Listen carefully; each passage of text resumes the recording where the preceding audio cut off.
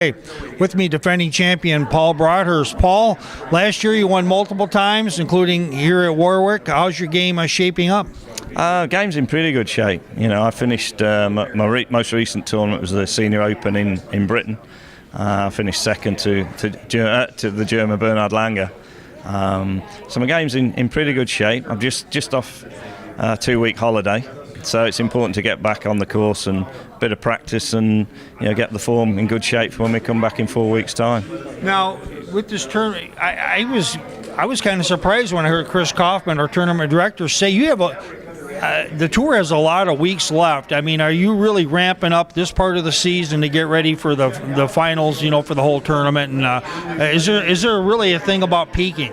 Yeah, I mean, you try and peak for the majors, like all the top guys. But there's 10 events left on the Champions Tour.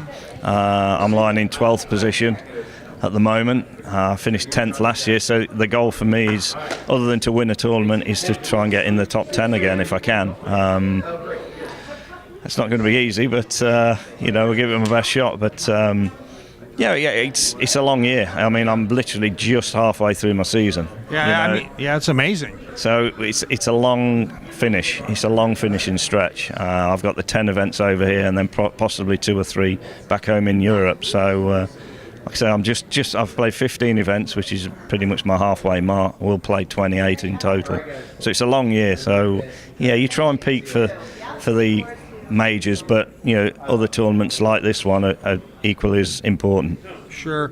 Now, over at the link-style golf that you have over in England and Scotland and so forth, with America having such a wide variety of courses, this is the classic country club course, I would say, with the tree line. Mm-hmm. Would you like that, or do you like the Pete Dye courses where you're playing over the swamps and hitting the crazy shots, or do you have a particular style course that you actually prefer? I mean, obviously, I've grown up in the UK. I played an awful lot of links golf, certainly in my amateur career, not so much nowadays as a pro, but...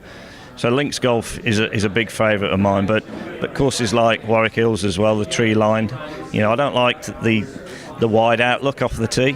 Yeah. I like to see a few trees down the left and right side of the fairways, just to be more enclosed rather than a wider outlook off the tee. Yeah. I don't know, the tree line courses, I seem to hit it a lot straighter for some reason. When you've got a wider outlook, the focus isn't necessarily there all the time off the tee. Yeah. Now, you birdied 18 in closing to win this tournament last year. Is 18 a hole that you really see that you have to birdie, or is there another strategic hole coming down the stretch that you really feel like you got to corral? It's quite a tough finish. I don't remember. 15's a really tough par 4. It is. 17's not the easiest par 3. 16 par 5, I think it was just about reachable last year. But 18, is a tough finish. Again, you've got to hit a good tee shot. You can't hit it left or right. You've got to hit the fairway. And if you do hit the fairway, then it does set up for a birdie chance. Not hitting too much of a long second in.